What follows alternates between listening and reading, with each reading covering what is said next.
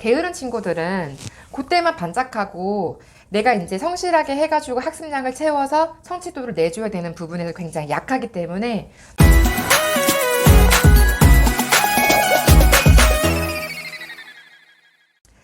안녕하세요. 123 미니쌤TV의 김민희입니다. 주변에 웩슬러 검사 보는 친구들 많이 있죠. 아마 이 영상을 보고 계시는 어머님들 중에서도 웩슬러 검사를 보신 분들이 꽤 있으실 것 같은데요. 그 IQ 검사죠. 평균을 100으로 해서 우리 아이 지능이 이제 어느 정도 되는지가 측정이 되는 그런 검사인데요. 공부를 제법 한다는 친구들을 보면 웩슬러 검사 결과가 굉장히 좋아요. 아마 그 어머님들 자주 보시는 카페에서도 우리 아이 1% 있는데요 라는 그런 글들 의외로 심심치 않게 많이 보게 되거든요. 근데 사실 정규분포로 생각을 해보면 그런 아이들이 되게 희박해야 되는 게 되게 소수해야 되는 거 맞잖아요. 근데 참 주변에 의외로 많아요.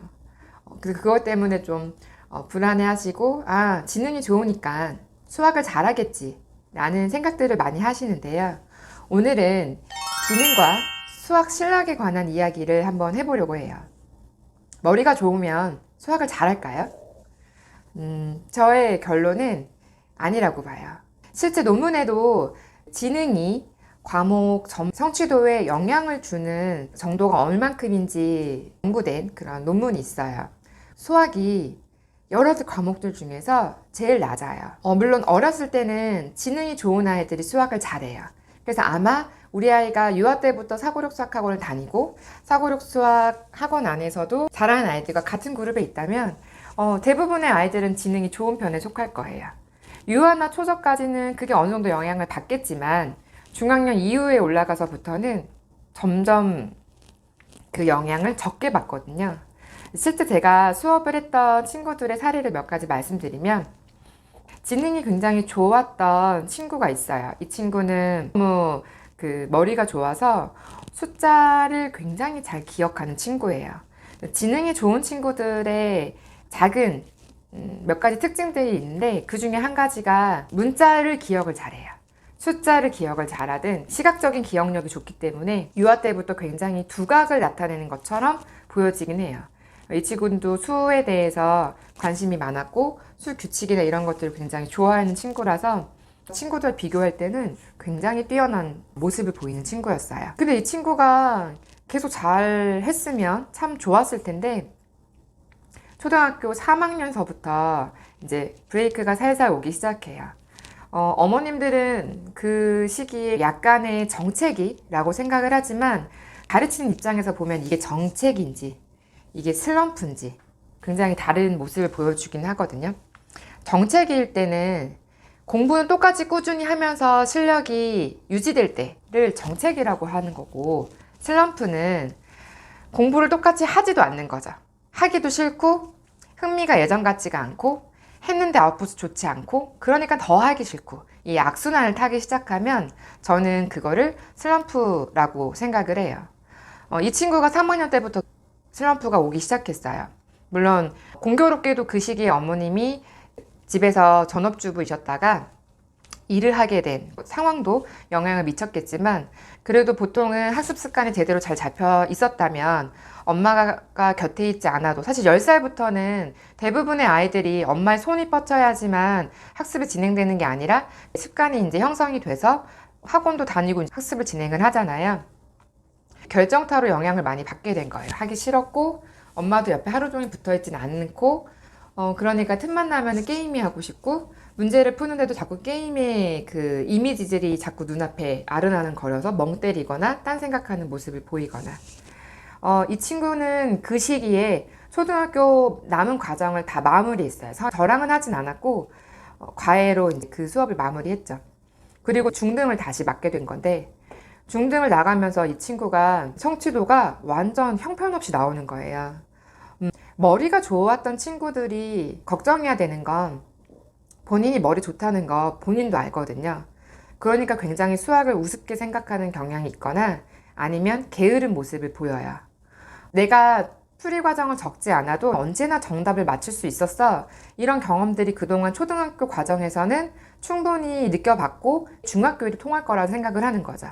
그래서 잘못된 학습 습관들이 결과에 영향을 직접적으로 주게 된 거예요. 풀이를 쓰지 않으니까 답은 지속적으로 틀리고, 답이 틀렸으면 다시 오답을 고칠 때 풀이를 써봐야 되는데 쓰지도 않고, 써도 올바르게 쓰지도 못하고, 이게 계속 악순환이 돌면서, 예를 들어 초등학교 전체 과정을 3학년 때 끝낼 수 있었던 친구라면 중등 과정도 1년 반 정도면은 전체 3학년 과정을 마무리할 수 있다라고 보통 예측할 수 있거든요. 근데 전혀 그런 속도가 붙지가 않는 거예요. 1학년 1학기의 내용에서만 몇 달이 걸렸어요. 3개월 이상의 시간이 소요가 됐어요. 이런 친구들의 그 경험을 보면은 지능이 좋지 않은 친구들이 본인이 스스로 수학에 자만하게 돼서 그 실력으로 계속 중고등학교까지 갈 수 있다는 생각, 수학을 대하는 태도, 이게 굉장히 성취도에 영향을 미치는구나, 이런 것들을 알 수 있었고요. 또 다른 한 친구는 KG라는 곳을 다니는 친구였어요. 그 웩슬러 검사를 해서 좋은 평가를, 좋은 IQ가 나온 친구들은 그래도 한 번쯤은 KG 수업에 관심을 갖고 보내고 싶어 하시죠. 아이들을 만날 때 KG를 다니고 있어요 라는 말을 들으면 아이에 대한 기대치가 생겨요. 아, 이 아이가 지능이 좋기 때문에 이해력이 빠르겠지. 아니면은 수학적으로 센스가 좀 있겠지. 이런 것들을 좀 기대하고 아이를 테스트하거나 수업을 진행을 하게 되는데 전혀 그런 모습이 보이지가 않는 거예요. 즉 웩슬러 검사에서 나오는 수치들은 언어적인 감각이 뛰어난 친구들은 또 그 효과로 수학이 약간 미비해도 이게 이제 같이 평균적으로 전체 지수가 올라가는 그런 결과를 갖게 되는 거죠. 이 친구는 언어는 어떤지 제가 정확하게는 모르지만 수학이 되게 감이 좋지가 않았어요. 어떤 모습을 예를 들어서 보이냐면 연산은 빨라요. 왜? 머리가 좋아서. 숫자를 기가 막히게 기억을 잘하니까 연산의 답, 7 더하기 8이 15 이런 것들의 기억을 잘하는 거예요. 기억을 잘하는 게 중요한 게 아니고 그거를 어떤 식으로 15가 나왔는지를 알았어야 되는데 모르는 거죠. 그런 것들이 누적되다가 아까 앞에서 말씀드린 친구는 그 기억력으로 초등학교까지 어려움 없이 진행할 수 있었지만 이 친구는 그 기억력으로 딱 브레이크가 오는 게 초등학교 2학년 과정에서부터 브레이크가 왔어요. 원리를 가지고 확장해줘야 되는 형태의 단원들을 배워야 할 때 정확하게 인지가 안 되거나 선생님의 설명이나 도움이 없이는 적용이 안 되는 거죠. 내가 배웠던 개념에서 한 단계 더 난이도가 있는 개념을 배울 때 이전에 대한 개념이 숙지가 정확하게 이루어졌다면 그 다음 개념을 얹힐 때는 그렇게 어려워하지 않아야 되는 게 맞거든요. 수학을 잘하기가 이제 어려워지기 시작해서 점차 딱 한계치가 와버렸어요. 이런 친구들은 그걸 또 극복하는 것조차 되게 두려워하더라고요. 내가 기억할 수 있는 어떤 용량의 한계를 자기도 알아서 그것보다 조금 넘는 거를 도전해야 될 때 도전하는 걸 주저한다든지 아니면 여기까지는 내가 할 수 있지만 이걸 넘는 개념들, 이걸 넘는 난이도의 문제들은 내가 할 수 없는 거라고 구분하기 시작하죠. 지능이 좋은 친구들은 수학 문제를 풀 때도 분별하기 시작해요. 할 수 있는 거, 내가 할 수 없는 거. 하지만 그 머리 좋은 걸 그렇게 수학 문제를 풀 때 그런 잔머리로 사용하면 안 되거든요. 좋은 머리를 내가 개념을 어떻게 해서 이해해서 내 것으로 만들어야 될지 이런 경험들을 어렸을 때부터 쌓아줘야 되는데 이런 부분이 좀 잘 안 되죠. 마지막 친구 경우는 이 친구는 어머님이 학교 선생님이었어요. 가르치는 직업을 하시는 분들은 아이의 어떤 모습을 보면 우리 아이가 그래도 조금 바보는 아닌 것 같은데 내지는 그래도 똑똑한 편인 것 같은데 이런 기대하는 어떤 포인트들이 생길 수가 있거든요. 어머님이 학교 선생님이셔서 아이를 생각할 때 외부적으로는 겸손하게 말씀을 하셨지만 그래도 믿는 구석이 분명하게 있었어요. 제가 수업을 할 때도 그 영특함이 수학에서 잘 발휘가 됐어요. 특히 사고력 수학 수업을 할 때는 원리를 굉장히 빠르게 캐치하고 전략을 어떻게 세워서 내가 이겨야 될지 사고의 이제 단계를 잘 정립을 해서 할 수 있는 그런 친구였거든요. 자, 이런 친구들이 본인이 게임도 잘해서 항상 이기고 전략도 잘 세우고 퍼즐도 잘 맞추고 이런 경험들이 누적되면 또 반대쪽에서는 어떤 역효과가 생기냐면 게을러요. 그런 부분에 대한 생각은 굉장히 잘하지만 내가 성실하게 해야 되는 거, 내가 여러 번 반복해서 해야 되는 것에 대해서 굉장히 게으른 모습을 보이게 돼요. 수학은 긴 호흡이에요. 초등 때 잘하는 거 중요하지 않잖아요. 그때 잘 배웠던 거를 중학교 가서 잘하고 고등학교 때 더 잘하고 이 긴 흐름이 되게 중요한데 게으른 친구들은 그때만 반짝하고 내가 이제 성실하게 해가지고 학습량을 채워서 성취도를 내줘야 되는 부분에서 약하기 때문에 빈틈이 점점 발생을 하게 돼요. 그러니까 내가 이렇게 생각하는 건 재밌지만 이건 재미가 없어. 그래서 하고 싶지 않아. 또는 최소한의 학습량으로만 하고 싶다고 생각을 하는 거죠. 이런 모습을 진행하는 과정에서 보일 수 있어요.